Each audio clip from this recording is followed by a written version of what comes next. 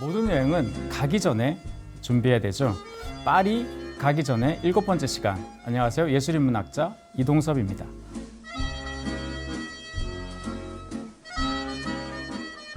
오늘 여러분들께서 저와 함께 가실 곳은 바로 샹젤리제인데요. 샹젤리제는 서울로 치면 파리의 청담동이다 이렇게 이해하셔도 될 것 같고, 아니면 내가 가봤더니 그거 아닌데 라고 생각하시는 분도 계실 텐데, 청담동과 광화문이 결합되어 있다 이렇게 이해하시면 더 정확할 것 같습니다. 자, 이곳을 여행하시려면 어떻게 하시는 게 가장 좋은가 하면, 이곳의 랜드마크 개선문에서 시작하시는 게 제일 좋습니다. 그리고 특히 아침에 해가 뜰 때 이 개선문이 금빛으로 돌변한다 이런 말이 있습니다. 나폴레옹이 오스테리츠 승전 기념으로 여기에 개선문을 하나 지어야겠다 해서 30년에 걸쳐서 완공한 것이 바로 이 개선문이고, 라데팡스의 신개선문이라고 있습니다. 그 말인즉슨 이 개선문을 좀 더 현대적인 모형으로 이렇게 만들어냈어요. 그 신개선문이 있고, 이 샹젤리제 개선문이 있고, 그리고 루브르 미술관 쪽으로 이제 가시다 보면 루브르 미술관 근처에 바로 이 카르셀문, 거기에도 하나의 이제 개선문이 있습니다.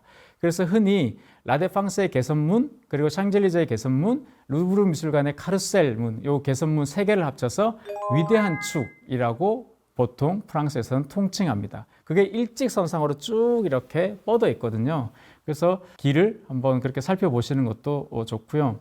개선문에 올라가서서 앞쪽으로 보시면 이 샹젤리제 대로를 따라서 쭉 이제 루브르 미술관이라든가 이렇게 쭉 보이시고요. 뒤를 돌아서 보시면 그쪽으로는 쭉 이제 라데팡스라는 신도시로 이어지는 길이 보입니다. 그 개선문을 올라가서 이제 쭉 보시고 나오시면 크게 이제 경로가 두 가지가 있는데, 샹젤리제 대로를 따라서 저기 밑에 오랑주리 미술관까지 쭉 내려가는 길이 있어요. 그 길이 이제 콩코드 광장까지 이어집니다. 쭉 내려가서 거기까지 가시는데 한 30분 남짓 걸리지 않을까 싶은데요.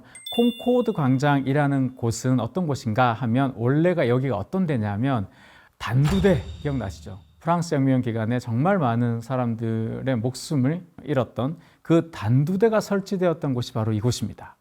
그런데 혁명의 기운이 지나고 나서 다 같이 더불어 잘 살자라는 시대가 되었을 때 이곳의 이름을 콩코드, 즉 화해, 협력이라는 이름으로 바꾼 거죠.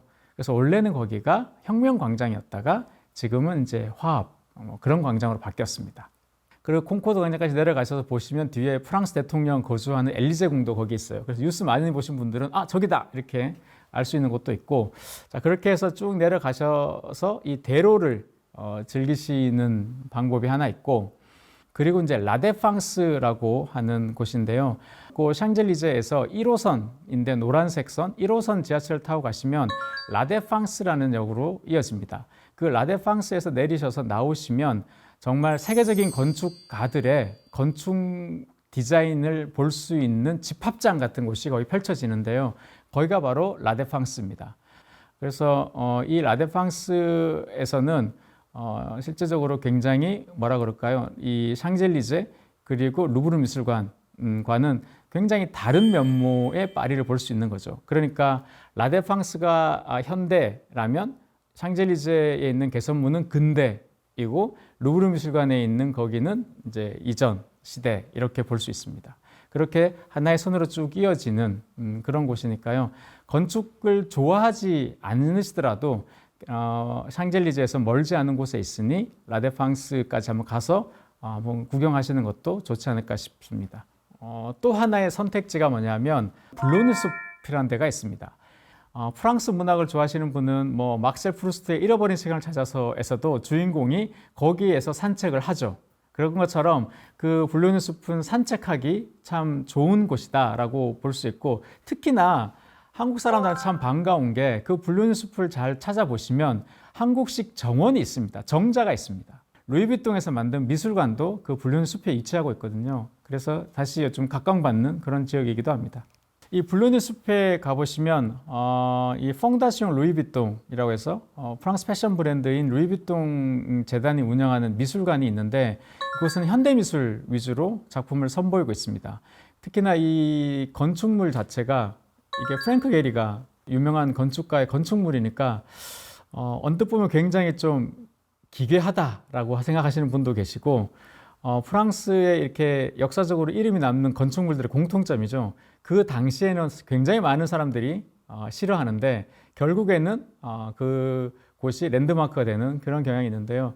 이 르비통 재단에서 운영하는 미술관은 크기가 크지 않아서 이렇게 가서 보시면 현대미술을 감상하시기에는 참 좋은 곳이다 이렇게 이해하실 수 있을 것 같습니다. 프랑스인들이 세계에서 가장 아름다운 대로라고 부르는 이 샹젤리제 대로는 유명 자동차 브랜드들의 쇼룸 혹은 패션 브랜드들의 고급 부틱, 레스토랑, 호텔 이런 것들이 즐비한 곳이죠. 그래서 따로 지도 앱을 켜지 않더라도 그냥 자연스럽게 걸어가시다 보면 여기 거기네 라고 이제 발견하실 수 있는 곳이고, 특히 이 크리스마스 시즌에는 정말 화려하게 변모하고요. 여기는 국가의 중요 행사들을 대부분 이 샹젤리제 대로에서 치른다라고 보시면 되는데, 무려 이제 한 8km에 걸쳐져 있는 대로니까 그게 가능하겠죠. 프랑스 혁명 기념일 때는 군대 행렬이 이곳에서 벌어지고요. 뭐 월드컵 우승이라든가 유로컵 우승 이렇게 좋은 일이 생기면 그냥 누가 먼저랄 것도 없이 다 이곳으로 모여듭니다. 우리로 치면 광화문 광장하고 비슷하죠. 그래서 요즘은 해외에도 뭐 다른 나라에도 이런 뭐 쉽게 말해 럭셔리 브랜드라고 하죠. 고급 브랜드들의 쇼룸이나 매장들이 다 있죠. 그래서 내가 뭐 파리까지 와서 굳이 가야 되냐? 가장 큰 특징은 뭐냐? 본점이라는 데 있습니다. 이곳이 본점이에요. 본점이기 때문에 본점에서만 파는 것들도 물론 있고, 단순히 제품만 구매하겠다 하면 뭐 면세점에서 구매하셔도 되죠. 하지만 쇼핑이라는 것은 단순히 물건을 사는 그런 측면을 떠나서 어떤 하나의 문화를 경험하는 것으로 볼 수도 있습니다. 일단 그리고 본점이고 가장 화려한 쇼룸이자 매장이기 때문에 그 자체가 하나의 이제 관광지처럼 느껴질 정도로 아름답습니다. 그래서 그런 것도 하나의 포인트가 되지 않을까 싶습니다. 샹젤리제 대로에서 보시면 참 갈 곳이 많고 다 가고 싶은데 그 딱 한 군데를 가야겠다 싶으면 저는 개인적으로 라듀레라는 곳 괜찮은 것 같습니다. 여기가 약간 역사적으로 의미가 있는 게 1862년에 이제 문을 열었는데, 여자들끼리 오후에 공공장소에서 카페나 페이스트리를 즐길 수 있도록 하기 위해서 만든 공간이에요. 즉 이전에는 여자들끼리 공공장소에서 이렇게 오후에 뭐 차를 마시거나 다과를 즐길 수 있는 곳이 없었거든요. 근데 이제 그런 목적으로 만들어진 공간이다. 아시다시피 프랑스를 대표하는 또 디저트이자 페이스트리죠. 바로 이 마카롱이 아주 유명한 곳이 이 라듀레입니다. 참고로 이 마카롱을 프랑스에 가져온 사람이 마리 앙투아네트예요. 원래 비엔나에서 이제 프랑스로 가져왔죠. 지금 생각에는 반대일 것 같잖아요. 파리에서 비엔나로 건너갔을 것 같지만 사실은 가져온 것이다라고 보시면 되고, 라듀레 가셔서 이제 커피나 차와 더불어서 이 마카롱을 드시는 분도 많으신데, 저는 개인적으로 이 마카롱은 샴페인과 먹어야 더 맛있는 것 같습니다. 반드시 커피랑 먹어야 되는 줄 아시는 분도 계시는데 샴페인이나 와인하고 먹어도 참 잘 맞는다. 그래서 라듀레 한번 가시는 거 좋고, 알사스라는 곳이 있어요. 레스토랑인데 여기는 24시간 영업을 합니다. 그러니까 밤늦게 혹시 식사 시간 놓쳐서 뭐 먹지 할 때 이곳에 가서 이거 드시면 약간 가격이 비싼데요. 그래도 드실만 하다라는 거죠. 그래서 여기 쇠고기나 뭐 베이컨 요리 이런 것도 유명하니까요. 랄사스라는 곳, 그래서 밤늦게까지 저녁을 먹을 수 있다. 파리 가보신 분들 아시겠지만 8시 반, 9시 지나면 손님은 있어도 더 이상 손님을 잘 안 받아요. 그래서 조금 늦게 어디 갔을 때 밥을 못 드시거나 그래서 패스트푸드를 드시는 분들이 많으신데, 때때로 이렇게 늦게까지 새벽 2시까지 하는 곳도 있고 더 늦게까지 하는 곳도 있거든요.